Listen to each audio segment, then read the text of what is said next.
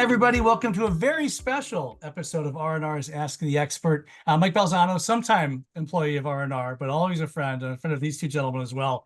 By the way, the RIA and KnowHow have recently collaborated to produce a landmark study aimed at assisting all restoration businesses with their business decision-making.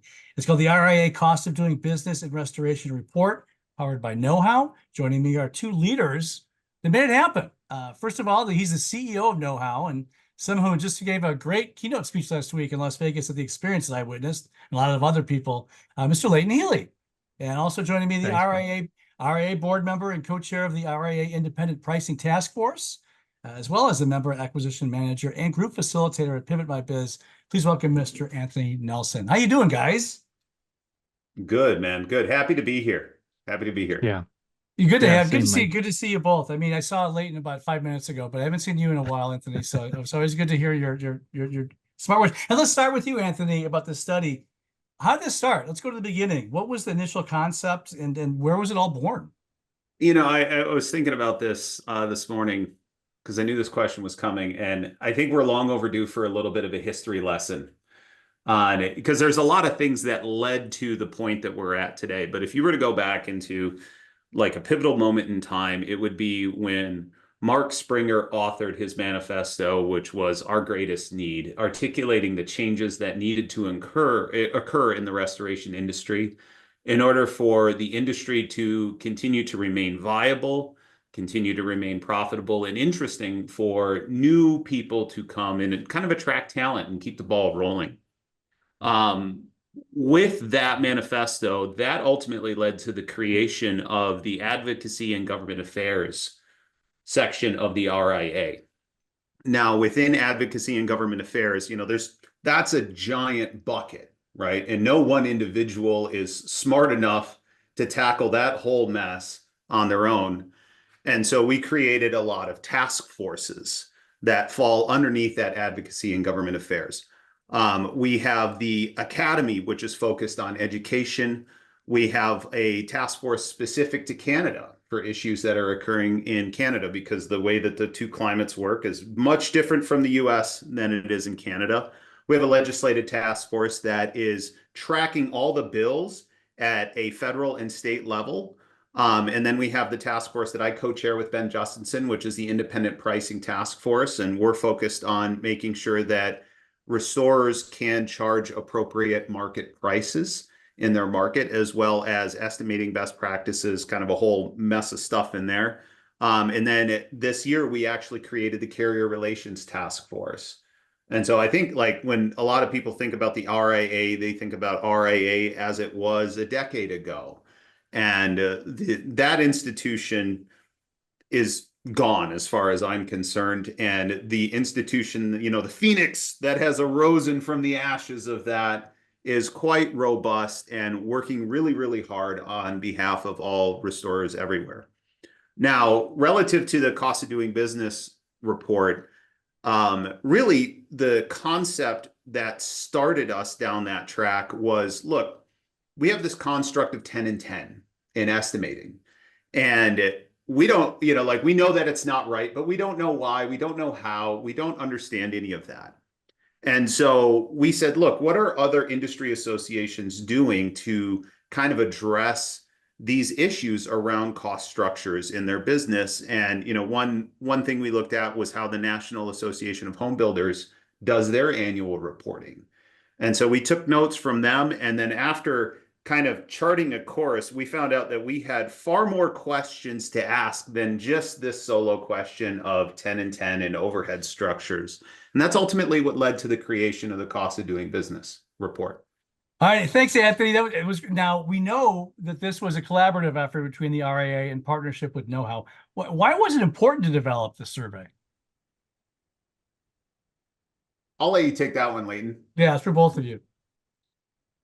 Well, one of the things that we're very passionate about at KnowHow is, we think that this industry and other industries that we participate in are at a very interesting inflection point. And there are many macro events that are, let's say, are serving as tailwinds that are ushering in a lot of change. one of which is the workforce. Like the workforce is changing. We're seeing a transition of a lot of seasoned veterans in the industry, many of which have been instrumental in developing the industry. And then you see this groundswell of young people coming in, and and with that change comes a changing of the guard. And so since we entered the market, a common theme that we heard coming up was, I'm concerned about my ability to attract incoming leaders within my organization, because sometimes let's call it the financial picture of a business in this industry, it's not as clear as it could be, and there are lots of perceptions around what that financial story is. Um, at the same time, we're very interested in the future of this industry, and we believe that there are versions of the future that are very compelling. And a big part of our emphasis as a software provider is to say, how do we push how do we push the industry towards those favorable versions of the future? And we believe that good data and good solid reporting, not only does it support the good decision making that we try to make internally, but we think it's necessary to just arm decision makers with as much quality data as possible. And so part of our commitment to the industry has been to try to be a good research dance partner. And that's meant that we've had to commit a lot of resources and a lot of time, a lot of energy to uh, research projects like this. But ultimately, I think underneath it all, why was it important? I think for us, it's important because I think the industry, um, I think has a very bright future, but that bright future has to be viable. It has to be sustainable, and sustainability in this industry starts with I would say a healthy P&L, a healthy profit and loss statement. So I mean, we can get into a little more weeds in that, but and the RIA, I just to plus one what Anthony's saying is, though we're relative newcomers to the industry, it's clear that there is a tremendous amount of momentum right now within the RIA, and I've been able to, I don't know if you call them behind closed door conversations, but I think that their intentions are noble. They desire to represent the contractor. They desire to try to create a balanced playing field, and I respect that. And so we were excited to partner up when Christy Cohen, the CEO of the RA, and I began talking about this not a little bit kind of later fall last year, and I think we had a lot of alignment on what we both believed was a need for a seminal report on the financial health of the industry, and the color that Anthony added, I think is so important. And Mike, from my perspective, like I started out in the industry as a technician. I was running into basements in 2001 and 2002, sucking water in Southeast Michigan. And since that time, the industry has evolved a ton over the past 2 decades. Like you could not produce work the way that we were producing work in 2001, 2002. It's just completely different.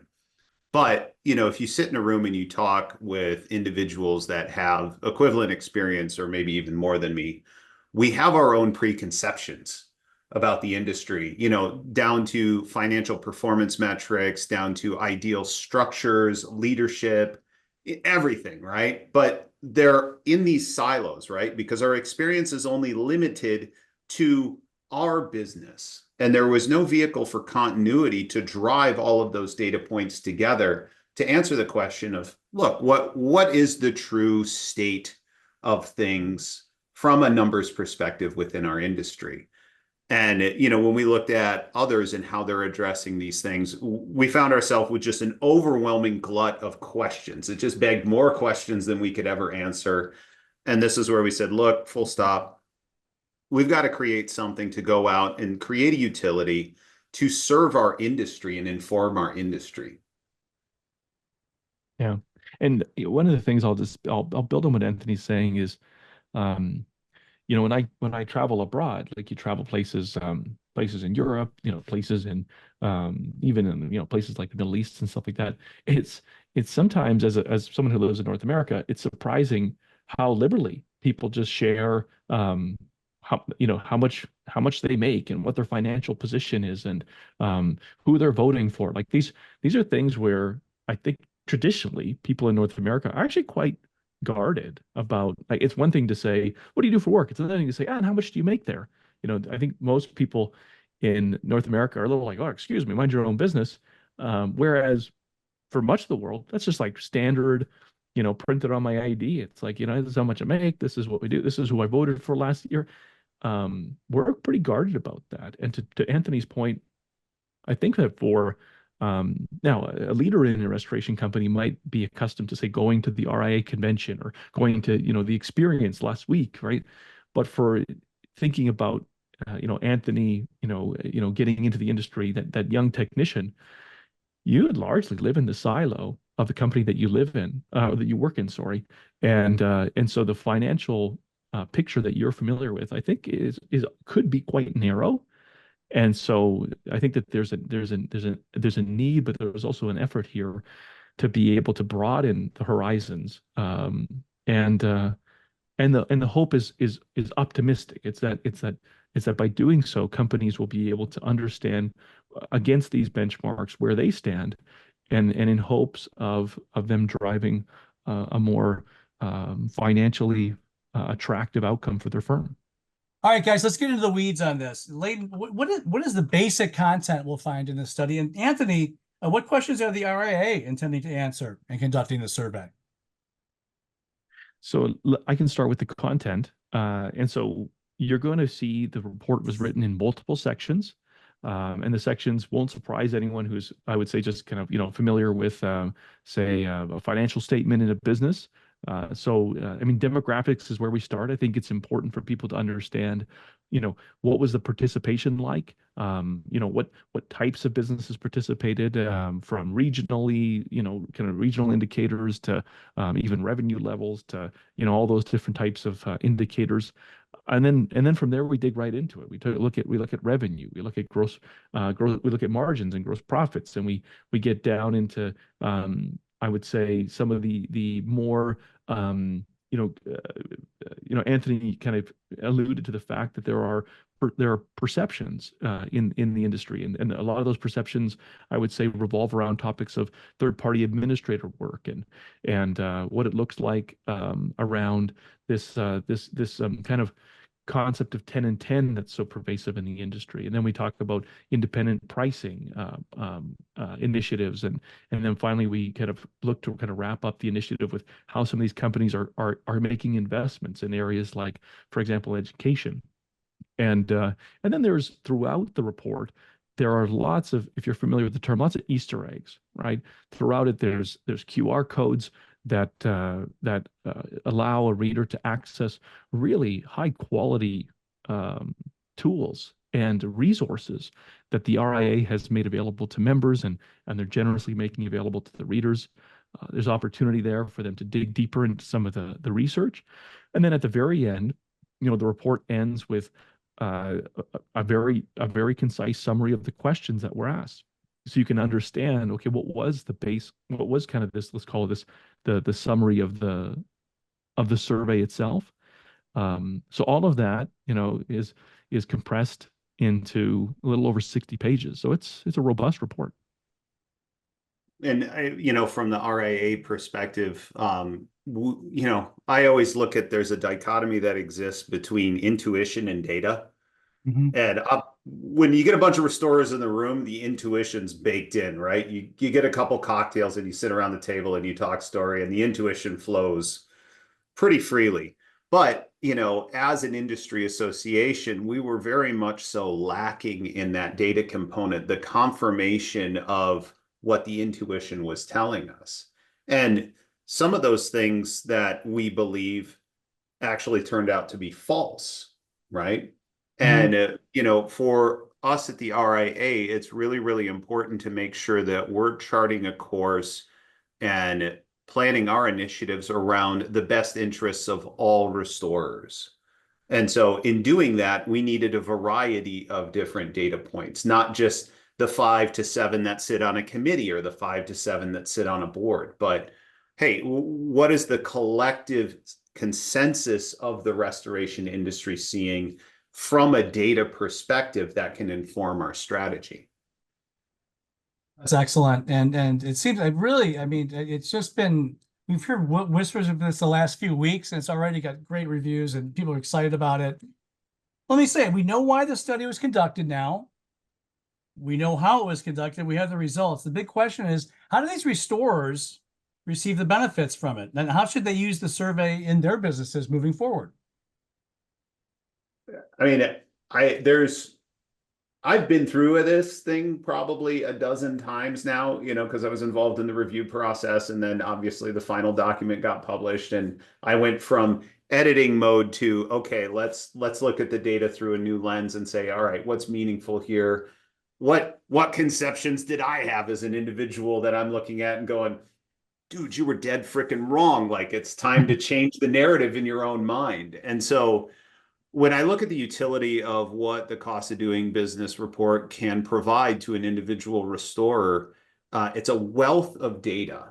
And if you have even just the slightest bit of data about your own business, you have the ability to sideline and compare and contrast your performance with industry performance as a norm. And that can inform a ton of different strategy from marketing efforts through to sales, through to estimate conversion contracts, down through the production of work, and then the collection of AR.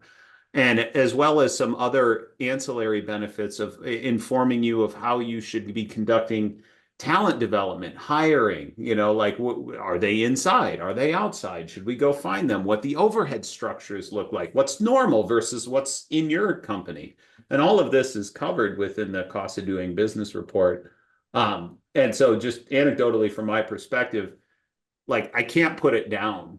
This is one of those things, like I printed it off and my wife keeps finding it, like, by the armchair, and then there's a copy that ends up in the bathroom for some reason, right? Like, it's just around in it because I keep going into it and I have questions and I go, I wonder what the CODB has to say about this. Yeah. I would just plus one what Anthony said, and if I added a few things again in terms of how can a business owner use this study. I mean, one would be benchmarking their financial performance. And so tangibly what that looks like is really, comparing their gross margins based on their revenue mix against industry averages. Further what Anthony was saying is just thinking around that labor cost management.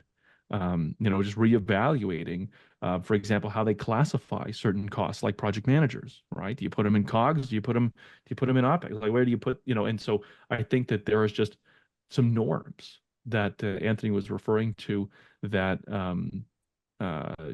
need to be reevaluated. I mean, everyone wants profitability improvement, right? That's a big component of it. And so where is there opportunity to seek optimizations? And sometimes one of the best catalysts for an optimization is just to learn that actually many are doing better than you, right? or different than you, right? And even though for years you've been just harping on, like, that's an acceptable X or an acceptable Y. And then there's a lot in there around thinking more intentionally around your service mix, and what does that look like? The ability for a contractor to really analyze their service mix and explore adding services rather than based on, to Anthony's point, intuition, really based on margin and maybe niche and perhaps even the kind of the regional considerations that I may not be thinking about. And those are strategic elements. So this is to Anthony's point, I don't think this is a report that you're just going to sit down, digest, and then move on. I think there's going to be some grazing, kind of to Anthony's point. When R.I.A. and KnowHow came together, we wanted this to be a report that also allowed, let's call it, financial leaders to engage with their teams. And so each section has discussion questions that allow teams to discuss what does some of this data mean for us. And it's loaded with nuggets. And so I would highly encourage your listeners to get a copy. There's no cost to it. R.I.A. know how we've absorbed the cost and the effort. And there's been, I'm not underestimating. Like there's been hundreds of hours. Like there's been hundreds of hours of participants. Like this was a bit of a squeeze. This was a very robust survey. And so smart, busy, well-paid, contractors invested, 45 to as much as 90 minutes in completing this survey. Anthony made a comment that I thought was just, so spot on, just in an earlier discussion, that I don't think you would have completed the survey without learning something about your business. Right? Like it was that kind of survey. And then in addition to that, a large volume of volunteer hours from, individuals who are associated with the R.I.A. and some of their committees, wanting this report when it saw the light of day, that it was a quality report. And then and on KnowHow, again, it was certainly one of the most significant research undertakings that we've been part of. So all of that to say, I think that it's worth taking the time to download it. It's worth circling up the management team and saying, what does this mean for our business? That's my thoughts. I was going to ask if there's any closing remarks, but that would seem like a good closing argument right there, Leighton. Anything you'd like to add, Anthony, to that? I would say, look, like we had enough participation to reach statistical relevance to create the report, but we need more. And our intention is to continue to do this cost of doing business survey annually.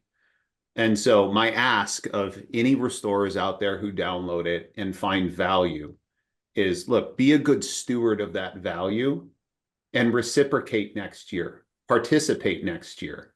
I made the, Leighton reminded me of the comment that I made yesterday. Sometimes words just fly out of my mouth and they have far more meaning than I realize. But, there's value in doing the work. You learn more about your organization in doing the work. And so taking the time to complete the cost of doing business survey, Leighton's right. You will learn something about your business in that effort alone. And then the compounding influence of knowing that your data is included in this data set, right? And the value that can provide internally for your teams, externally within your marketplace, in conversations with carriers, adjusters, other people of influence in your marketplace. Like there's a ton of value baked into it. And so the ask that I have of everybody is jump in with both feet. Fantastic. Yeah, well said. What's the best way to find out more information about the R.I.A. and KnowHow, guys? So the Restoration Industry Association website is restorationindustry.org. And then Leighton, the URL is costofrestoration.com, correct? Correct. Yeah. So you can go to either place to access the report and download it. And do it. Please go get it. It's free. Everybody loves free, right? For goodness sake, it's free. You're going to learn something. You're going to save your business, by golly, right? That's fantastic. Yeah. Well, I'm looking forward to getting my hands on it as well. This has been great. Thanks again to you two gentlemen for coming, and thanks again to everybody for watching R&R's Ask the Expert. Please be on the lookout for this great survey. It'll be in your hands pretty soon, and it will help your business. Special thank you to our guests, Leighton Healy and Anthony Nelson. I'm Mike Balzano. Thanks again, everybody. Have a great day.